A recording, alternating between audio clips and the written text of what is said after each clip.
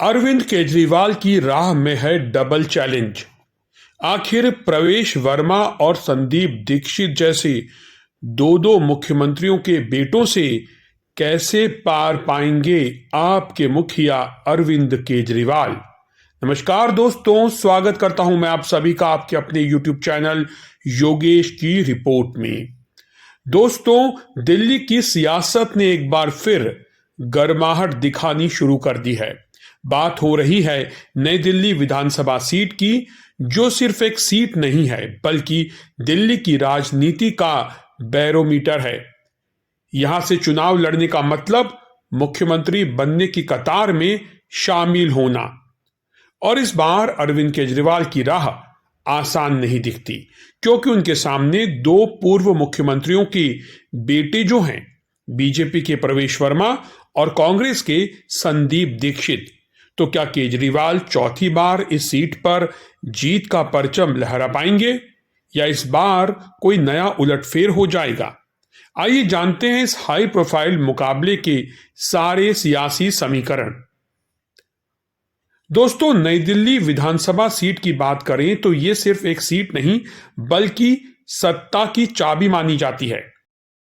अब तक इस सीट से जीतने वाले 7 में से 6 उम्मीदवार दिल्ली के मुख्यमंत्री रह चुके हैं। 1993 में यहां से बीजेपी के कुंवर सेन जीते, फिर 1998 से 2008 तक लगातार शीला दीक्षित ने इस सीट पर कब्जा जमाया, लेकिन 2013 में केजरीवाल ने एक झटके में शीला दीक्षित को हराकर सबको चौंका दिया।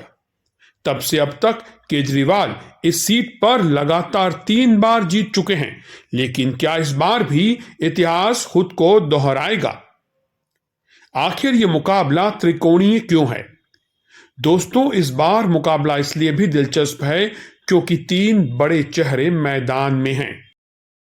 ये तीनों उम्मीदवार कौन हैं, इनकी ताकत और कमजोरी आखिर क्या है? बीजेपी ने साहब सिंह वर्मा के बेटे प्रवेश वर्मा को टिकट दिया है। प्रवेश अपने आक्रामक बयानबाजी और जमीनी पकड़ के लिए जाने जाते हैं। उन्होंने केजरीवाल पर शीशमहल और जनता के पैसे की बर्बादी जैसे आरोप लगाए और मीडिया में चर्चित हुए। तो दूसरी तरफ कांग्रेस ने शीला दीक्षित के बेटे संदीप दीक्षित को उतारा है।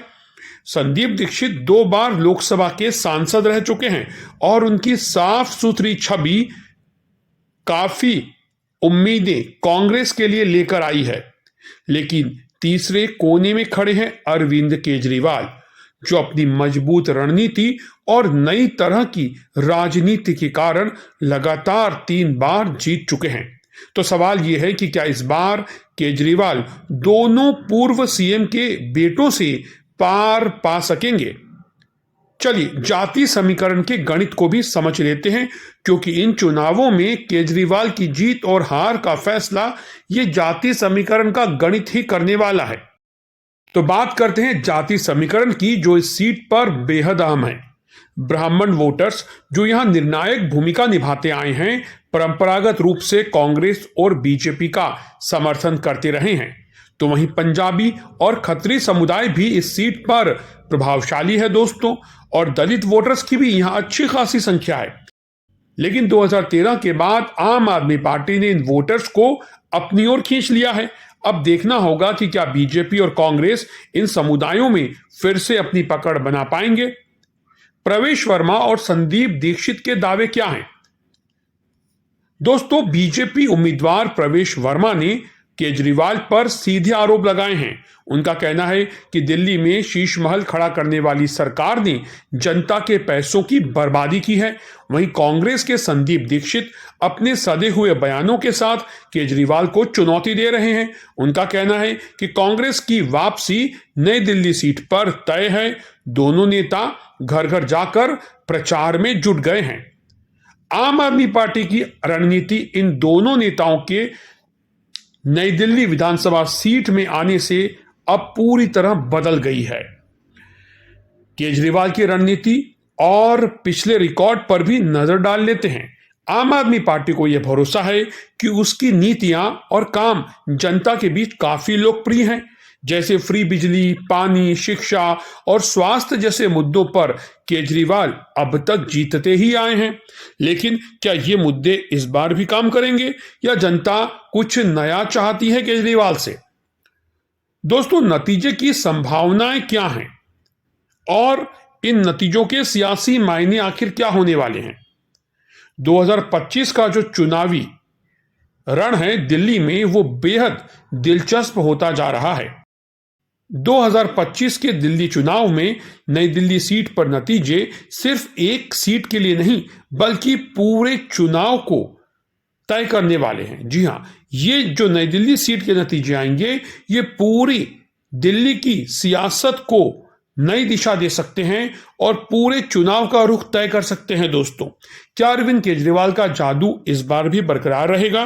क्या प्रवेश वर्मा बीजेपी को इस हाई प्रोफाइल सीट पर जीत दिला पाएंगे और नई दिल्ली में कमल खिलेगा, या फिर संदीप दीक्षित कांग्रेस की खोई हुई जमीन को वापस ले लेंगे? जवाब मिलेगा चुनावी नतीजों के साथ। तो दोस्तों, आप क्या सोचते हैं, नई दिल्ली सीट पर किसकी जीत होगी और किसकी हार होगी?